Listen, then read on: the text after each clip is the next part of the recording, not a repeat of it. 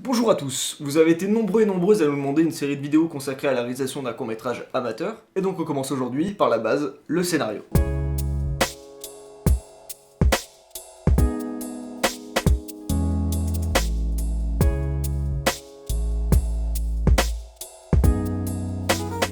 Donc avant toute chose, il faut savoir que tout ce qui sera dit dans cette chronique se place d'un point de vue amateur, et est le fruit de nos expériences personnelles.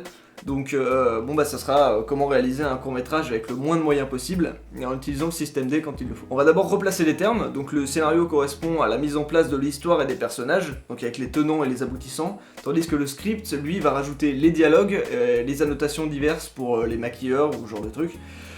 Donc voilà, ce qu'on va voir surtout aujourd'hui, c'est plus un script limité, donc sans les annotations pour maquillage et tout ça, qu'un scénario. Certains vous diront que votre premier film doit être une comédie, parce qu'on peut pallier au manque de moyens en faisant des blagues, ou alors un film d'horreur parce que ça coûte moins cher, on peut faire caméra au point avec un smartphone. Alors pour moi, tous les styles sont envisageables du moment que vous écrivez à l'économie et donc en pensant aux moyens que vous avez. Il faut donc d'abord faire un état des lieux du matériel à votre disposition. Si vous avez un smartphone, c'est très bien, mais ça vous limitera forcément plus que quelqu'un qui a un réflexe avec un micro-perche. Faites aussi un check-up des lieux, acteurs et accessoires que vous avez à votre disposition ou que vous comptez acheter. D'ailleurs, l'astuce du chef pour les acteurs, tournez-vous vers le marché noir. Une fois fait, vous pouvez donc visualiser votre potentiel créatif. Les personnages qui peuvent rentrer en jeu, les décors que vous pouvez visiter, tout ça. Donc admettons maintenant que vous soyez deux, avec un de vos amis, et que vous ayez vos deux maisons disponibles. Vous avez déjà un panel de possibilités infini. On peut imaginer par exemple l'histoire d'un homme, qu'on appellera Dimitri par exemple. Donc Dimitri vit seul chez lui, et il est rejeté par tout le monde, donc il est assez triste, machin, il se sent mal. Et en fait, il se trouve qu'il y a un fantôme dans sa maison, et ce fantôme-là décide de faire des blagues à Dimitri. Le problème qui va se passer, c'est qu'il va lui faire des blagues, donc de déplacer des objets ou ce genre de trucs, mais Dimitri, lui, ça va le faire rire. Et puis il va se dire, en fait, il y a peut-être quelqu'un dans ma maison, et donc je vais peut-être pouvoir établir un contact. Et au fur et à mesure des contacts, il se trouve qu'ils vont lier une amitié, et ça va permettre au fantôme de reprendre forme humaine, et les deux seront meilleurs amis, voilà. Bon, c'est le film mignon, pas ultra recherché, mais voilà. On peut partir dans le moins mignon. Donc on a deux potes qui décident, parce qu'ils ont appris l'existence d'une maison hantée, ils décident d'y aller, et il s'y passe des choses un peu bizarres. Bon, des objets qui bougent, je sais pas, des voix. Donc le perso principal, lui, rentre chez lui, c'est lui qu'on va suivre, et dans sa maison, il se passe encore des phénomènes. Il va en parler à son pote, et son pote, chez lui, il se passe rien. Et en plus, il le croit pas forcément. Donc voilà, ça continue, et en fait on pourrait se rendre compte que le fameux pote a voulu se venger, donc il lui faisait des blagues chez lui, et pour le pousser à se suicider. Ou alors son but c'était pas de le pousser à se suicider, mais juste de lui faire des blagues, et le mec se suicide quand même. Bon voilà, on peut imaginer vraiment pas mal de possibilités, plus ou moins bonnes. Ce qu'il faut, c'est surtout que vos personnages et les situations soient crédibles. Essayez de créer un background pour votre personnage, même s'il n'est pas forcément montré à l'écran. Ça peut être par des petits détails, et ça permet toujours de mieux s'attacher au personnage. Pour les situations, si elles paraissent surréalistes ou que les personnages réagissent bizarrement, ça va faire sortir le spectateur du film. Bien sûr, tout dépend du style de film que vous faites. Par exemple, si un tueur arrive devant votre personnage principal et qu'il décide d'enlever sa pantoufle et de la jeter par-dessous sa jambe dans la gueule du tueur, c'est bien dans une comédie, pourquoi pas. Dans un film d'horreur, le choix est un peu plus discutable. Passons maintenant à l'élaboration de votre scénario. Nous, notre technique, c'est de garder tous les éléments en tête jusqu'à ce qu'on sache où on va, qu'on a la fin du film, et après on se met à écrire avec les dialogues, tout ça, et souvent on a déjà réfléchi au personnage en même temps. Mais sinon, il est aussi possible que vous notiez toutes vos idées, et que vous essayiez de les relier. Par exemple, vous pouvez avoir le début de votre film et une scène qui se passe approximativement au milieu, mais vous n'avez pas la fin. En fait, vous pouvez essayer de relier ces deux scènes ensemble, en créant vos personnages, vos dialogues et tout ça, et en ayant créé vos personnages, en voyant comment ils réagissent, en ayant créé tout ça, vous allez peut-être pouvoir trouver une fin. Ensuite, ne pensez pas à rester 3 heures devant votre scénario comme ça en vous disant ça va venir. En fait, pas du tout. Ça peut venir, mais souvent ça le fait pas. Moi, ce que je vous conseille de faire, c'est d'écrire quand vous avez une idée claire de votre scène, et c'est pour ça qu'on les garde en tête, parce que comme ça on peut les laisser mûrir et voir si vraiment elles tiennent la route ou pas.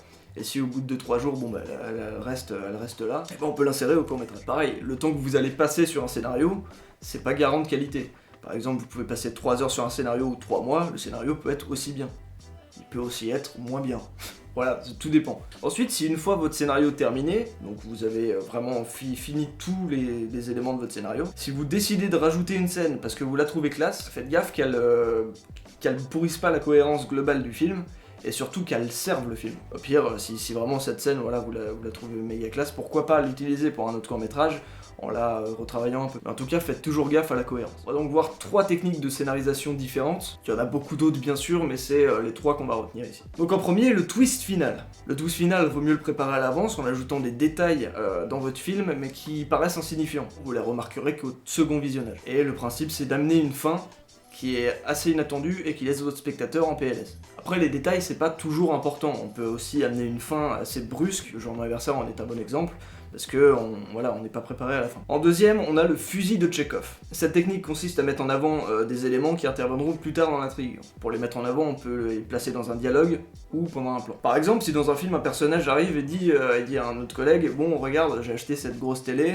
elle est super lourde et j'ai galéré à la mettre au mur et je suis pas sûr qu'elle tienne bien. » Bon, déjà, on se dit, ouais, c'est bizarre, qu'est-ce que ça fout là, quoi. On peut donc imaginer qu'on est dans un film de zombies, les deux mecs vont être attaqués plus tard par un zombie. Il y en a un des deux qui va se faire choper par le zombie, et l'autre, va utiliser la télé pour la faire tomber sur le zombie et le tuer. Trop de fois le mot zombie dans cette phrase, mais voilà.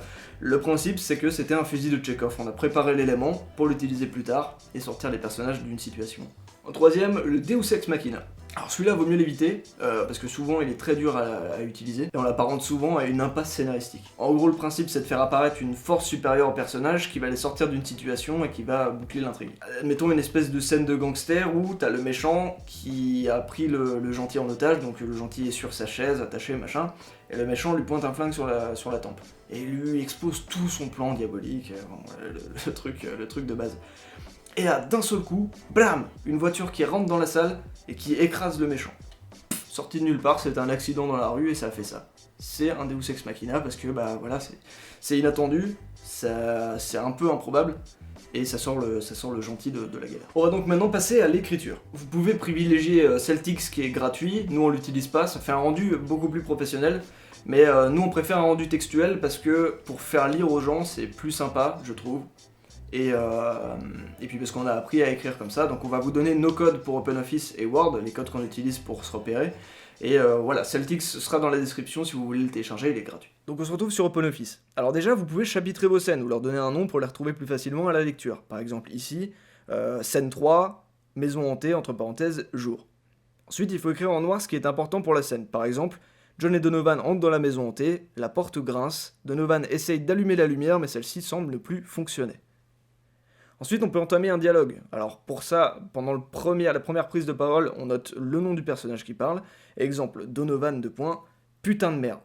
La scène donc peut se continuer ainsi, John, : ouais, arrête tes conneries, Dono. Donc le point d'exclamation est important pour montrer la fermeté du personnage dans sa phrase. Maintenant, il faut ajouter des couleurs à chacun des personnages. Par exemple, Donovan en bleu et John en rouge. Après, bon, à vous de voir. Ça va permettre de les reconnaître tout au long du film, et c'est plus facile à l'acteur pour trouver ses répliques. J'ai tendance à les mettre en italique, moi, mais après c'est pas obligatoire, et on préférera écrire la scène entière avant de les mettre en couleur, parce que c'est plus pratique. Admettons maintenant que tout ce qui s'est passé avant était en caméra fixe, et que la suite sera en caméra au point. On peut donc noter entre crochets et en gras caméra fixe au début, et maintenant caméra au point. Donc ça aidera pas mal sur le tournage. Puis on poursuit, donc John tient la caméra. Ah, tu crois que c'est vraiment hanté ? Non, c'est en carré. Le recyclage c'est bien, mais que dans certains cas, tu sais. Donc les points, ça permet de comprendre le côté désespéré du personnage. On fait maintenant rentrer une voix off. Si c'est celle d'un personnage, on lui mettra la même couleur.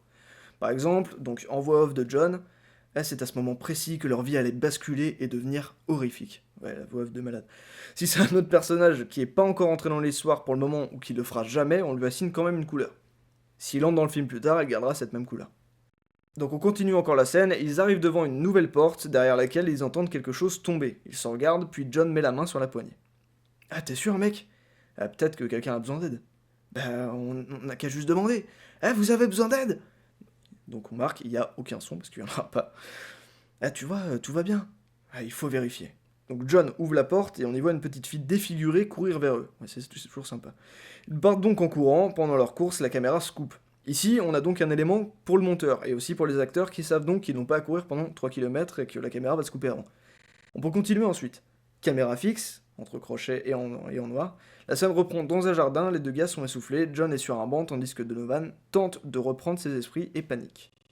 Donc on continue, Donovan, putain mais c'était quoi ça ? Ah, je sais pas, j'ai pas bien vu. Ah tu te fous de moi, c'était un zombie, j'en suis sûr, il faut prévenir les gens. Alors c'est pas ce que c'était, alors arrête. On peut d'ailleurs, pareil, redonner un chapitrage ou un nom à cette scène, donc par exemple, scène 4, jardin. Admettons que sur cette scène, on ait envie d'y intégrer une musique ou un son spécifique, genre un battement de cœur ou un truc comme ça. On va donc écrire toujours entre crochets et à la fin de la scène, un battement de cœur se fait entendre durant la scène ou alors telle musique parcourt la scène. Ça va permettre au monteur de savoir quoi faire en admettant que ce monteur ce soit pas vous. On peut ensuite faire apparaître le titre en fondu, on écrit donc fondu au noir, puis apparition du titre, Ghost Monster Zombie Hardcore, ou je sais pas quoi. On peut ensuite préciser quelques trucs sur le titre si on en a une vision particulière. Genre par exemple, le titre sera écrit avec la police Impact et du sang coulera dessus. On verra bien sûr les polices et autres joyeusetés du montage plus tard. Je vous conseille aussi, une fois votre scénario terminé, de faire une page de garde où vous mettrez le temps approximatif du tournage et les éléments dont vous aurez besoin. Par exemple, pour cette scène particulière, ce sera durée du tournage approximativement 30 minutes.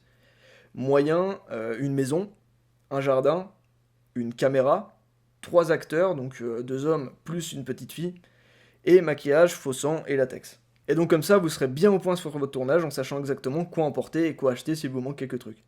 Donc voilà, il faut toujours écrire dans l'optique de le faire lire, donc il faut que ça soit compréhensible, qu'il n'y ait pas trop d'abréviations et tout ça. Et donc une fois que vous aurez fini votre scénario, faites-le lire par 2-3 personnes et prenez vraiment en compte leurs critiques. Il faut aussi que vous reveniez plusieurs jours plus tard pour relire votre scénario et voir ce qui vous gêne et ce qui a changé. S'il n'y a rien à changer, tant mieux. Ensuite, si jamais vous avez une idée qui n'est pas réalisable maintenant, vous avez le choix de faire des concessions pour pouvoir le réaliser assez vite. Donc virer des personnages, virer des scènes et tout ça. Mais je vous conseille de pas le faire parce que en fait vous allez vraiment pas aimer votre court-métrage parce que votre vision que vous en aviez à la base sera pas respectée. Et donc voilà, je vous conseille de le garder plus tard, vous l'écrivez comme tel, et puis vous faites la main sur d'autres scénarios à côté un peu plus petits que vous pouvez réaliser dès maintenant. Donc pour finir, et pour être plus pratique que théorique, on va vous demander de choisir dans les commentaires en fait lequel des 2 scénarios qui étaient précédemment donnés. Donc le truc avec le Dimitri qui est tout seul et qui a un fantôme dans sa maison et qui développe une amitié avec, ou alors le film d'horreur, lequel vous souhaiteriez voir. Comme ça, on l'écrit, on vous laisse le scénario en description, et puis c'est sur celui-là qu'on va se baser pour chacune des autres chroniques, pour pouvoir le monter ensemble, choisir la musique et tout ça, mais il y aura toujours un aspect général avant qui vous permettra de faire votre propre truc et non pas de rentrer vraiment dans celui qu'on est en train de faire. Donc il y aura toujours à peu près 2 parties, une première théorique générale, et puis une seconde où on se concentre directement sur le court-métrage. Donc je répète que tout ce qui était donné ici, c'est le fruit de nos expériences, que c'est amateur, que c'est pas la meilleure façon de faire forcément, que c'en est une parmi d'autres, et que vous trouverez peut-être la vôtre qui sera complètement différente, et tant mieux. Enfin, c'est ce qu'il faut en fait. Toutes les vidéos seront là pour vous proposer une initiation au court-métrage amateur. J'espère que cette vidéo vous aura plu, n'hésitez pas à faire vos retours dans les commentaires pour qu'on change peut-être la donne pour les prochains épisodes, si jamais celui-là était pas si intéressant que ça. On essaie toujours de faire un truc assez global, assez lourd peut-être, mais pour vous apporter le maximum d'informations. Donc merci à tous d'avoir regardé, et à bientôt.